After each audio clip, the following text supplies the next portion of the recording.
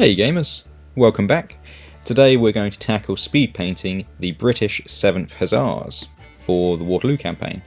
These iconic troops can look stunning on the table and remind us of the glory days of beating Napoleon's marshals in Spain or the forlorn charges of Waterloo. Now gather your gear and I'm going to show you my secrets to get them battle ready fast. Before we start, if you haven't already, do please like and subscribe so you'll be reminded when I upload new content. So now we're on to the preparation stage. And first things first, let's talk about priming. So I've already primed these miniatures with a black primer. In my opinion, black helps the shadows and then we'll be able to highlight later to really make them pop. You could use white, you could use grey. If you're going for a brighter uniform, you might want to use a lighter colour, but I just personally prefer black. And you want to use a good primer because a good primer provides a nice solid base for your future colours. Then you're going to want to gather up the colours and any tools that you might need like pliers, clippers, knives, etc.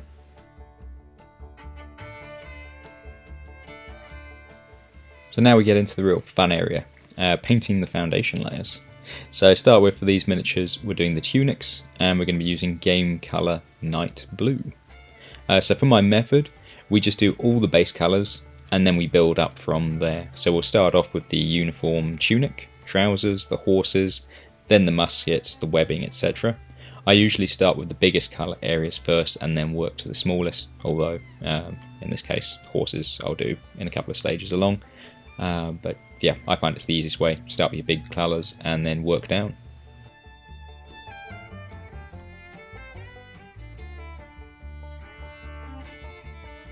Next up we're going to paint their trousers, and that's going to be in game colour dead white. The paints I'm using today are acrylic paints. They have the benefit of being very easy to use and to clean up. I tend to use a medium-sized brush, at least at this stage, to cover the large areas quickly, and then I move down to the finer detail brushes as we get down to the details later on. Next up we're going to paint the horses, and for that it's game colour leather brown. It's quite a bright brown, but once we put our wash on later it will dull it down nicely. At this stage, don't worry about being too precise in any of the colours, just focus on getting an even coat over the entire uniform because it will all balance itself out later.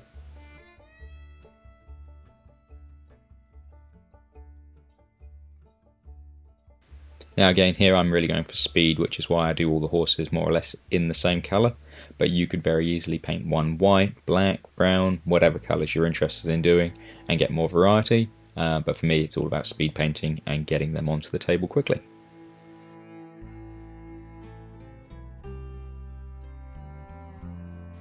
So let me know in the comments below, but which cavalry / I should say hussar regiments were your favourites of the Napoleonic Wars and which nations were they with?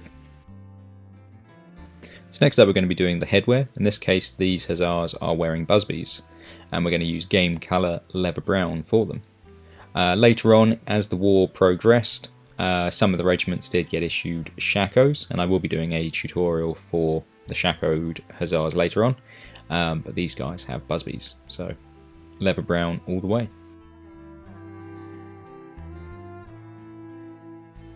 So next up we are doing the horse furniture, so the blankets, the sheepskins, etc. So I'm using System 3 Crimson and game colour dead white for these parts. They can be a little bit fiddly, also considering we've already done the white trousers, just take your time. On the busby itself there is also a flap which comes down, that is red also on these figures, so just take your time and pick out all the details. Best advice I can give is keep referring back to your sort of source artwork material.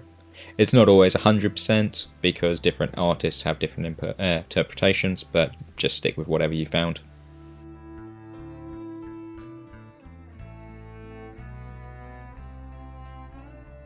So next up is flesh, and we're using game colour bone white this time. If you've got a slightly more vibrant flesh tone, I would say use it, but this one does quite nicely, especially once you put the dark brown wash on in the next few stages. One thing to note, some of the men would be wearing, or most of them would be wearing gloves, although some would be barehanded, so you'll need to paint either hands or gloves accordingly.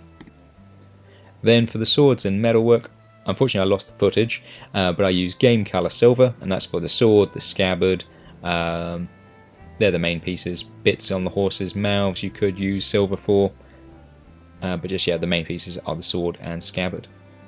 So next up we've got the firearms, the carbines. I'm using model colour chocolate brown.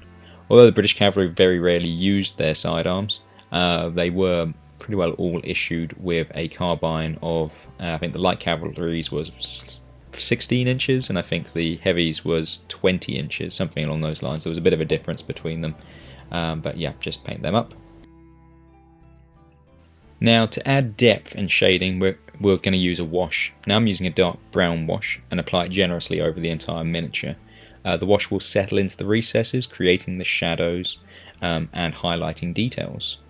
Washes are great for this in-depth looking, for adding deep depth quickly without needing complex layering techniques. I have got a video on how I make my washes, so click on that one. So once the wash has dried, it's time to do the highlighting and all the details on the miniatures. So leather work, we're going over it with game colour black. It's got a bit of a gloss feel to it, which is handy for making it sort of stand out on the miniatures. I haven't shown on the video, but basically what I do for my process is, because of the wash, I will then go over all of the original colours and use those as highlighting, rather than using separate colours. So yeah, whatever colour I used for whichever part of the uniform back at stage 1, I will then go over those again in stage 2. And next up we have the part that we never get sick and tired of, and that's braiding and crossbelts. So I'm using game colour dead white. So again, the only advice I can really give is just take your time, support your hand as you go, and just try and enjoy. It is a rewarding stage, I'll give you that, although sometimes it's hard to catch each of the braids individually, and sometimes it does kind of splodge, which is a bit of a pain. So just take your time and do the best that you can, and heck, once they're on the table they're small enough that you're not really going to notice the details anyway, so you should get away with it. One tip is try and use your brush to sort of drag over the miniature, the raised areas, kind of dry brushing. I found that works quite nicely rather than trying to paint them individually. Next up we're going to do the badges and buckles using game colour bright bronze. On the busby as well there is cordage. You could do that in a yellowy bronze. I've just used bronze. The chin straps, again, bronze. So all the little pieces, just pick them out with bronze. And with that done, it's time to snip them out and get them on their bases so that we can then apply our flock of choice. So if you're going to be in Spain, you might want more of a sandy colour, and if you're going to be in Europe, more of a green, but base them however you want. Add some tufts and some clump foliage just to give it a little bit of interest. And with the bases done, they are ready for the table. And there you have it, guys. A quick and easy method to speed paint your British Napoleonic hussars. At least the hussars with busbies. These chaps took me probably about an hour, maybe an hour and a half to do, and that's more because I had to keep stopping and starting for the cameras. But the techniques will help you get your army ready for the tabletop fast without sacrificing too much quality. I find speed painting is all about finding that right happy balance between quality and efficiency, so with these tips you'll have your army ready in no time. So once again, thanks for watching, and if you found the video helpful, please make sure to like and subscribe and hit that bell icon for more wargaming tips and tutorials. Also leave a comment down below with your own tips, own interests, what you're working on, or what you'd like to see me work on in the future. Anyway, thanks very much guys, till next time, happy painting and happy gaming.